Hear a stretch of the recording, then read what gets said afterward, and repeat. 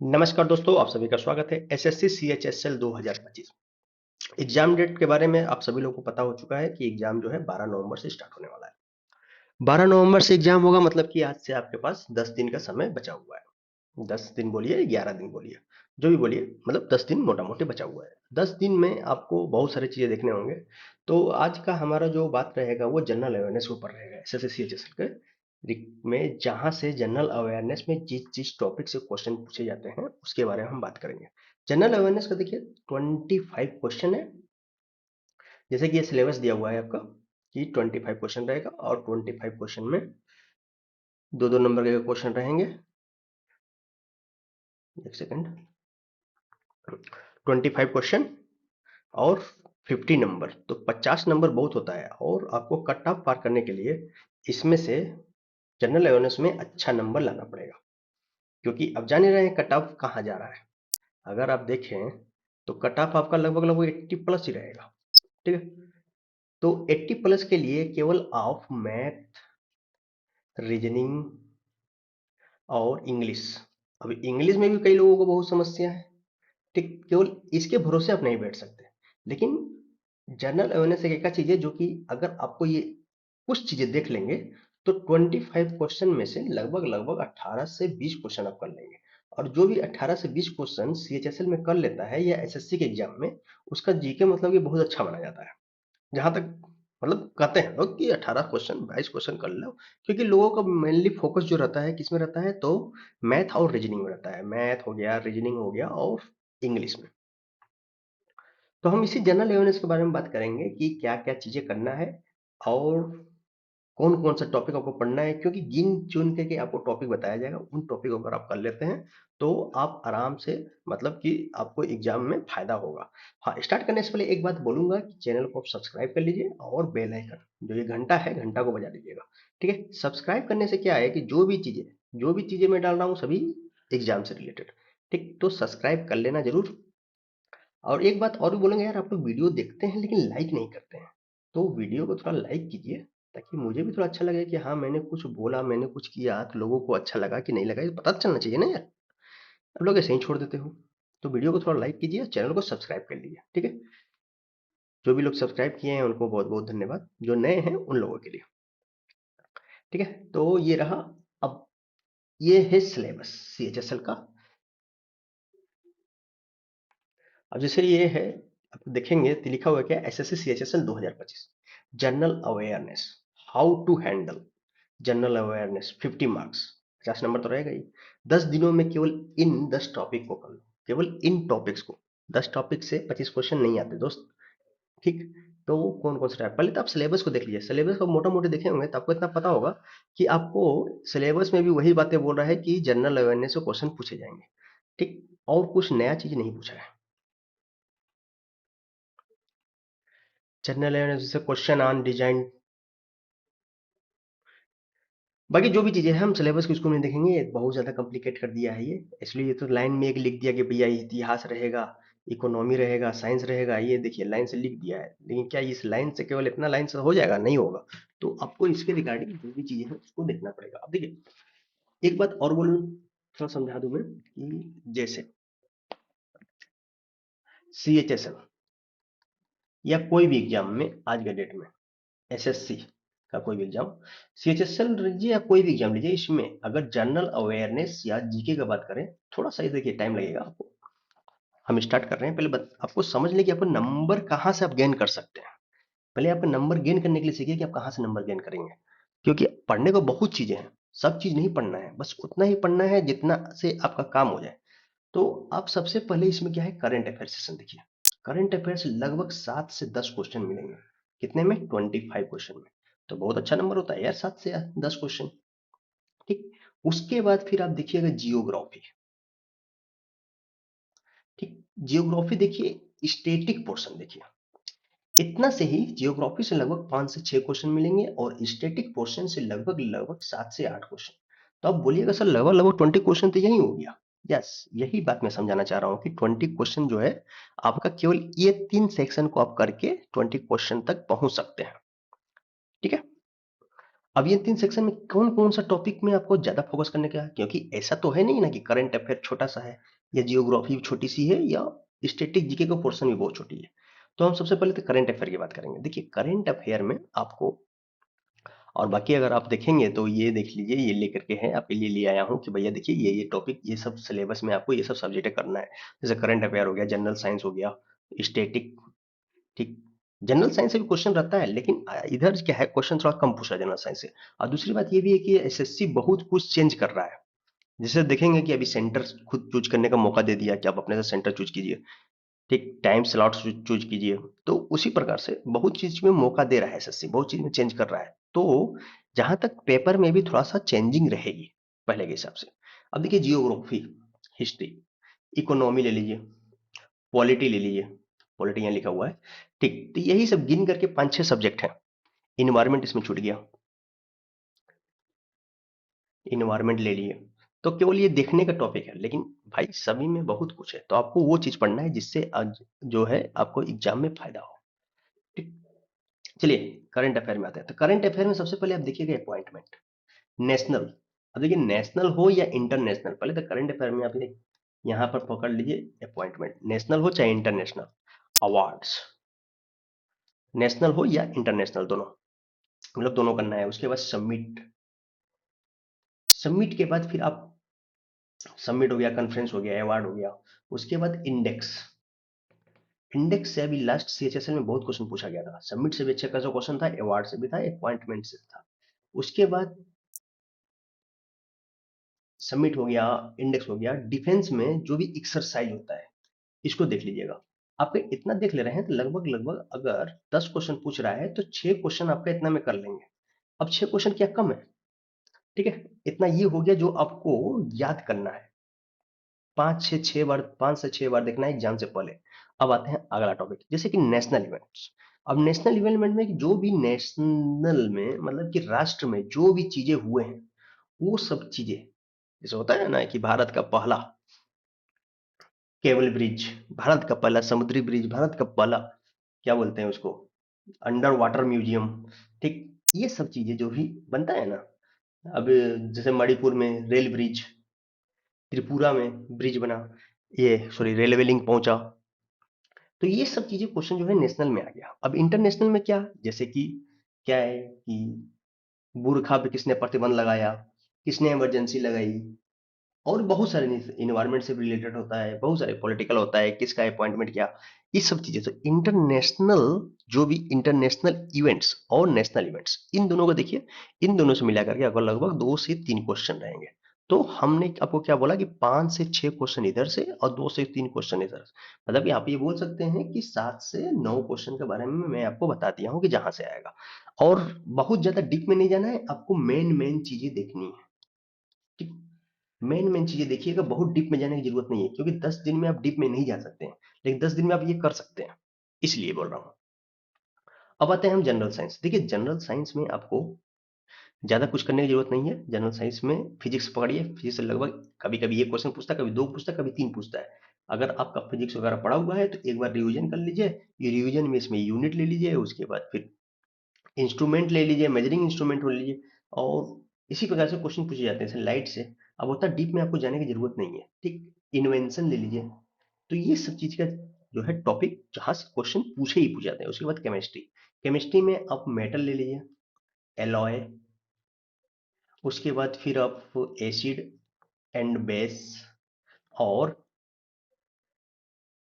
Chemical name जो होता है ना, खाने वाला सोडा को क्या बोलते हैं, धोने वाला सोडा को क्या बोलते हैं, ये सब चीजें।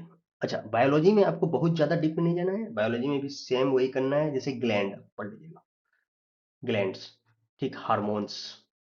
और उसके बाद डिजीज, डिजीज हो गया, उसके ट्रीटमेंट, सिम्टम्स, ये सब चीजें जो है क्वेश्चन पूछे जाते हैं। केवल आप इतना डिजीज डिजीज सिम्टम्स वगैरह ये कर लेंगे, और उसके बाद हार्मोन्स और ग्लैंड कर लेंगे, तो 1 से 2 क्वेश्चन आपको यहीं से मिल जाएगा एग्जाम में। क्योंकि आपको एग्जाम में अभी ये जो है टाइम बचा हुआ है, इसमें आपको बहुत ज्यादा समय नहीं लगाना है।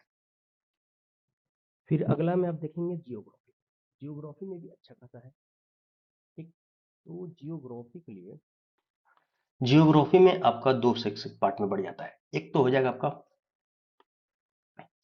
इंडियन और दूसरा हो गया वर्ल्ड। तो इंडियन जियोग्राफी से लगभग लगभग आपको 2 से 3, कभी कभी 4 क्वेश्चन, कभी कभी 5 क्वेश्चन भी पूछा है लास्ट पेपर में। ठीक है, तो ये बात को इसलिए मैं इसका इंपॉर्टेंस ज्यादा बोल रहा हूँ जियोग्राफी का, करंट अफेयर के बाद जियोग्राफी का इंपॉर्टेंस। ठीक, तो अब इंडियन जियोग्राफी में तो आपको सबसे पहले इंडिया का लोकेशन पता होना चाहिए।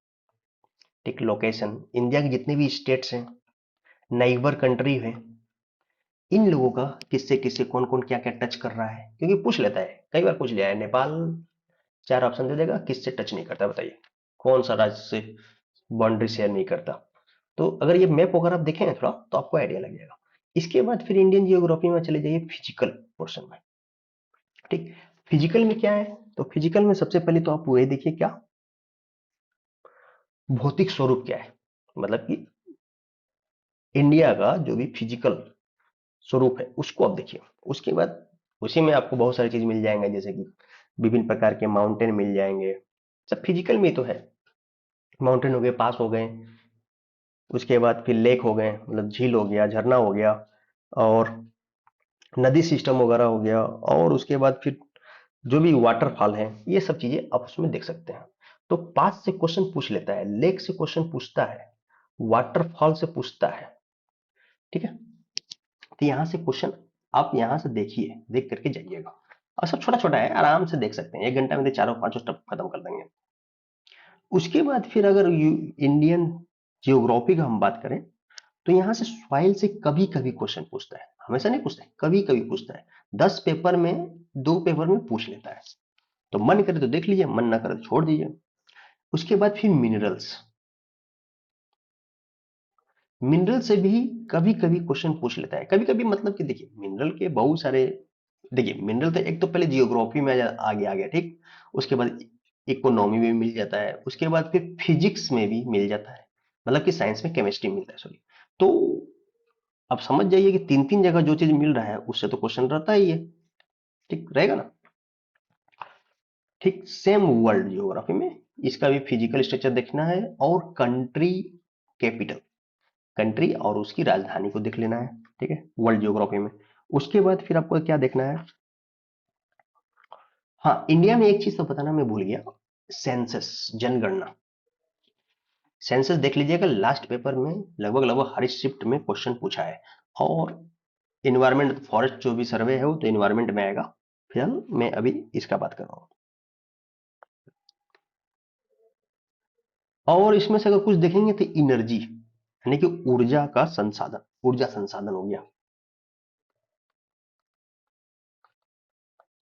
इसको भी देख लीजिए ऊर्जा संसाधन को। अब ऊर्जा संसाधन में देखिए आपका कई सारे, और जैसे कि एक तो थर्मल, विंड, न्यूक्लियर, जियोथर्मल। ठीक है, पहला जियोथर्मल कहाँ पर स्थापित किया गया है। तो ये सब चीजें हैं जहां से इंडियन जियोग्राफी से क्वेश्चन पूछे जाते हैं। वर्ल्ड जियोग्राफी में सेम मैंने क्या बोला कि फिजिकल जियोग्राफी देख लीजिए, और फिर मतलब कि वर्ल्ड का फिजिकल कौन कौन सा कंट्री किधर क्या है, ये तो हो गया पॉलिटिकल, कौन कौन सा कंट्री है उसकी राजधानी क्या है। फिजिकल में क्या होगा, कौन सा पर्वत वहां पर है, ठीक, कौन सी नदी बह रही है वहां पर, कौन सा माउंटेन, सबसे ऊंचा माउंटेन कौन सा है। ठीक, वहां पर कुछ वोल्केनो वगैरह है तो वो कौन सा क्या है, वहां पर कुछ वाटरफॉल है, जैसे सुपरियर लेक हो गया, लेक हो गया कुछ, तो कौन कौन सी लाइन जो है क्या सीमा बनाती है, ये सब। ठीक, बहुत सारे लाइन खींचे गए ना, 38 डिग्री, 49 डिग्री, ये सब चीजें जो है क्वेश्चन में पूछ लेते हैं, ड्यूरेंट लाइन तो फलन जगह बहुत सारे हैं। तो यहाँ से क्वेश्चन पूछे जाते हैं वर्ल्ड ज्योग्राफी में, और रेगुलर पूछे गए हैं, इसीलिए इसमें मैं ज्यादा फोकस कर रहा हूँ। बाकी देखिए वोल्केनो देख लीजिए, वाटरफॉल देख लीजिए, ठीक, लेक देख लीजिए, रिवर्स। अब रिवर्स का मतलब ये नहीं कि पूरा दुनिया का रिवर उठा के बैठ जाइए, गिन चुन करके लगभग 25 से 30 रिवर होंगे जिनको आपको देखना है। 25 से 30 यार 35 हो गया, 5 ज्यादा हो गया क्या। ठीक, तो आपने देख लिया पर्वत, उसके बाद फिर कुछ मैदान के बारे में देख लीजिएगा। ठीक, मैदान हो गया, उसके बाद डिजर्ट हो गया, सहारा डिजर्ट मतलब कि मरुस्थल हो गया, झील वगैरह की तो बात हम लोगों ने कर ही लिया। ठीक, महाद्वीप सबसे छोटा बड़ा, जैसे कंटिनेंट पूछ लेता है ना, महाद्वीप सबसे छोटा कौन है, सबसे बड़ा कौन है, और उसके बाद फिर tropic of cancer, tropic of capricorn और इक्वेटर किस किस देश से होके गुजरता है, कौन सा नदी ट्रॉपिक ऑफ कैंसर को 2 बार काटती है, ट्रॉपिक ऑफ कैप्रिकॉन को 2 बार काटती है, इक्वेटर को 2 बार काटती है। ये सभी चीजें क्वेश्चन जो है पूछ ले जाते हैं एग्जाम में। और अगर समय बचे आपको तो वर्ल्ड जियोग्राफी में, क्योंकि देखो वर्ल्ड जियोग्राफी बहुत बड़ा है, छोटा सा नहीं है, लेकिन बात ये भी है ना कि क्वेश्चन इधर से पूछे जाते हैं, केवल जियोग्राफी से आपको 6 से 7 क्वेश्चन बन जाते हैं। ठीक, तो क्वेश्चन अगर अब उसके बाद फिर आपको समय मिले तो एटमॉस्फेयर यानी कि वायुमंडल को देख लीजिएगा, वायुमंडल से इधर क्वेश्चन पूछने की संभावना है, और 1 से 2 क्वेश्चन रह सकता है वायुमंडल से। तो ये रहा हमारा। बाकी जलमंडल का अगर आप देखना चाहें तो जलमंडल देख लीजिए, जलमंडल में आपका जगह है, जितने भी आपका सी है, ओशियन है, उसको देख लीजिए, सबसे बड़ा कौन है, सबसे छोटा कौन है, जिसकी आकृति कैसी है, ठीक, वो कौन से कंट्री के किस साइड है, यही सब चीजें इसमें देखना रहता है। ये हो गया आपका जियोग्राफी। अब आते हैं हमें हिस्ट्री। हिस्ट्री बहुत बड़ा है, ठीक।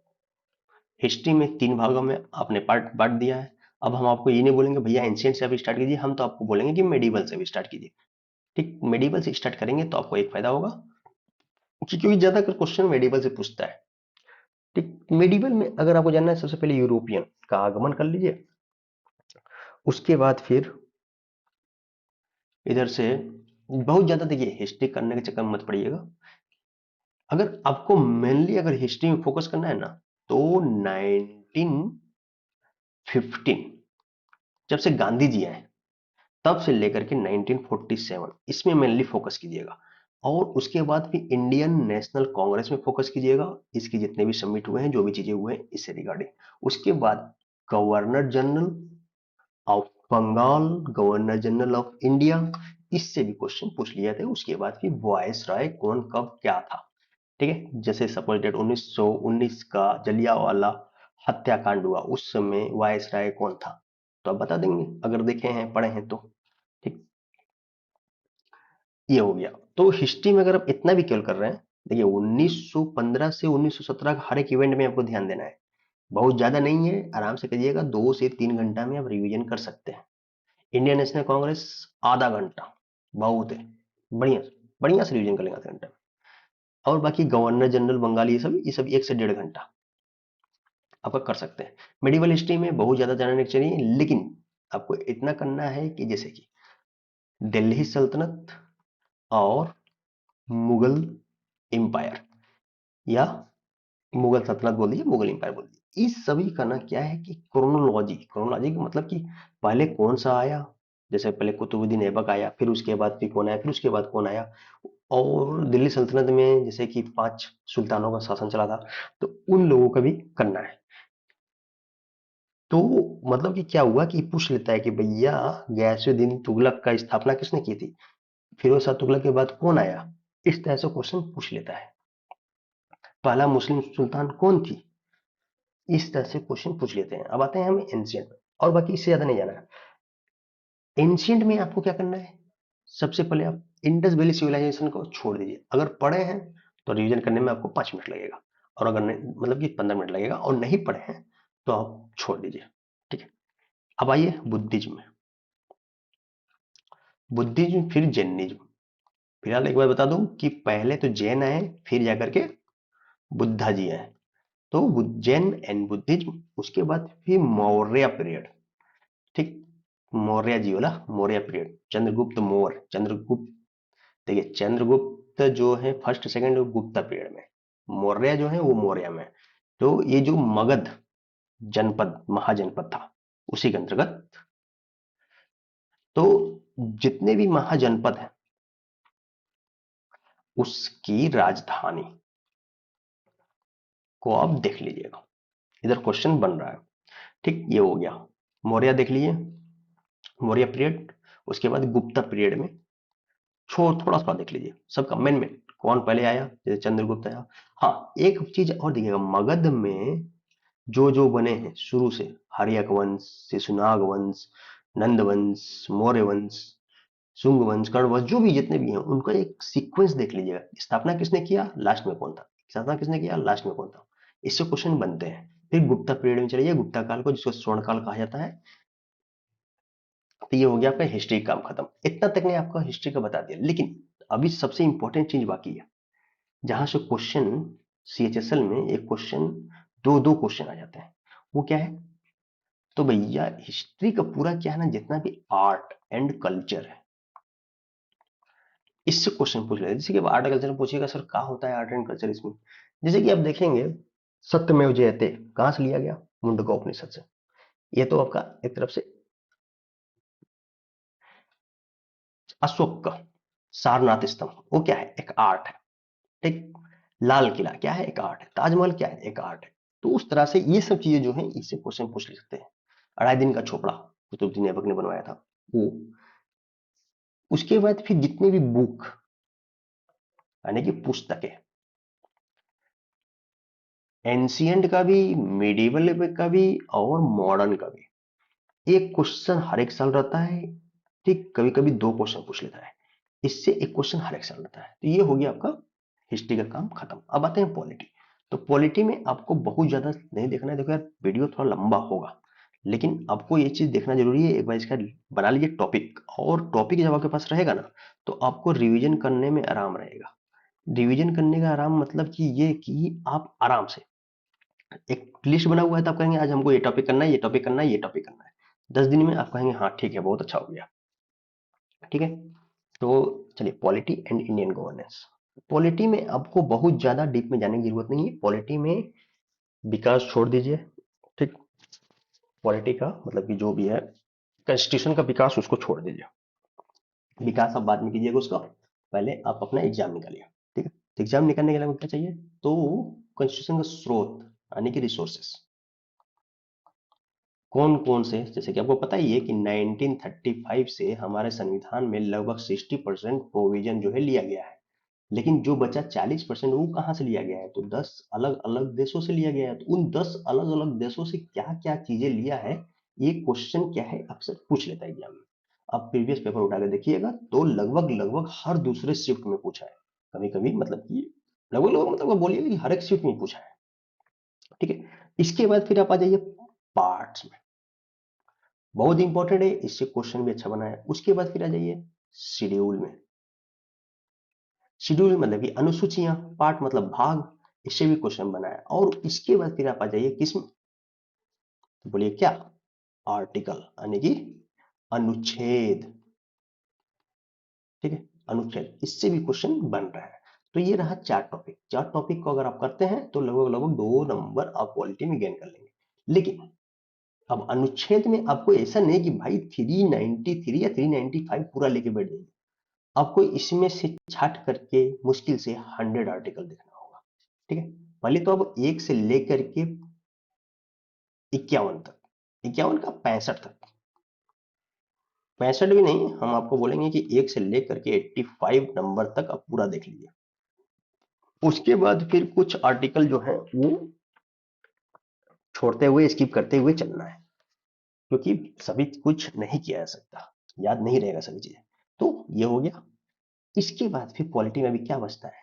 प्रेसिडेंट, बहुत ही इंपॉर्टेंट, इसके बिना पेपर बनता ही नहीं है। वाइस प्रेसिडेंट, अभी इलेक्शन हुआ है, इनको जरूर देख के जाइएगा। उसके बाद फिर अमेंडमेंट यानी कि संशोधन, तो इसको भी देख लीजिएगा। देखो यार राइटिंग खराब है, इसके लिए मैं माफी चाहता हूँ, लेकिन क्या करूँ, अब जो है सो है। इसमें तो हम सुधार, अब तो वो दिन नहीं रहना यार हम कि ले करके स्लेट में बैठ करके लिख लिख के राइटिंग सुधारें। ठीक। तो ये रहा आपका पॉलिटी का सेक्शन, जहां से आपको क्वेश्चन पूछे ही पूछे जाते हैं। अगर इतना कर ले रहे हैं तो अगर पॉलिटी में 5 क्वेश्चन आ रहा है तो 5 क्वेश्चन में से 4 क्वेश्चन आप कर लेंगे। लेकिन आप पांचों के चक्कर में है तो भैया लक्ष्मीकांत भी पढ़ लेंगे तो भी आप गारंटी कोई भी नहीं कर सकता कि आपका 5 क्वेश्चन हो जाएगा। ठीक है। लेकिन 4 क्वेश्चन तक का काम हो जाएगा। 80% के लिए आपका इतना सफिशियंट है। ठीक है। ये रहा पॉलिटी का। अब देखिए स्टैटिक जीके, इसमें भी बहुत सारी इंपॉर्टेंट इंपॉर्टेंट टॉपिक ऐसे हैं, लेकिन बात यह है कि वीडियो बहुत लंबा हो जाएगा। और जब वीडियो ज्यादा लंबा हो जाएगा तो लोग बोर होने लगेंगे। जब लोग बोर होने लगेंगे तो भाई पढ़ने का कोई मतलब बनेगा नहीं। बोरियत से पढ़ाई नहीं होती है, पढ़ाई होती है। तो आज के लिए इतना ही करते हैं। नेक्स्ट वीडियो में हम लेकर के आएंगे नेक्स्ट, मतलब कि ये स्टैटिक जीके के जितने भी इंपॉर्टेंट टॉपिक है। तो आपको बस एक ही काम करना है, चैनल को सब्सक्राइब करना है और वीडियो को लाइक कर लेना है। देखो यार, वीडियो को लाइक कर दिया करो और चैनल को थोड़ा सब्सक्राइब करो भाई, थोड़ा हमारे सब्सक्राइबर बढ़े। आप लोगों के लिए इतनी अच्छी चीज लेके आ रहा हूँ। और बाकी अभी जितना भी 10 दिन का बचा हुआ है, बहुत अच्छे से एकदम मेहनत करके पढ़ाई कीजिए। इधर उधर से एकदम दोस्ती यारी फलाना ढेमका चाय चुक्कर सब भूल जाइए। देखो यार, अगर सही में अगर समय को यूटिलाइज करो ना, तो 10 दिन में आप 10 घंटा डेली अगर पढ़े, एग्जाम का टाइम है तो 100 घंटा होता है, और मतलब कि 100 आवर में आप बहुत अच्छा तैयारी कर सकते हैं। 100 आवर में आपका 50% सिलेबस कंप्लीट हो सकता है भाई CHSL का, अगर आप देखें तो पढ़ाई लिखाई कीजिए। बाकी एक बार पढ़ लिख लो, सिलेक्शन ले लो, बहुत जीवन में एंजॉय ही करना रहेगा। ठीक है, तो पहले आप मेहनत कीजिए, क्योंकि देखो, अगर आगे जीवन में आगे अगर आपको कुछ अच्छा, आपके लाइफ को क्या है, कुछ अच्छा व्यतीत करना है, तो भाई अभी मेहनत करना पड़ेगा। बाकी जैसी आपकी मर्जी, अगर आपको लगता हो कि नहीं पढ़े चाहे ना पढ़े, बात तो हमारे लिए सब सेम है, तो कोई बात नहीं। चलिए, चैनल को सब्सक्राइब कर लीजिएगा, वीडियो को लाइक कर लीजिएगा। थैंक यू, आज के लिए इतना ही। फिर मिलते हैं नेक्स्ट वीडियो।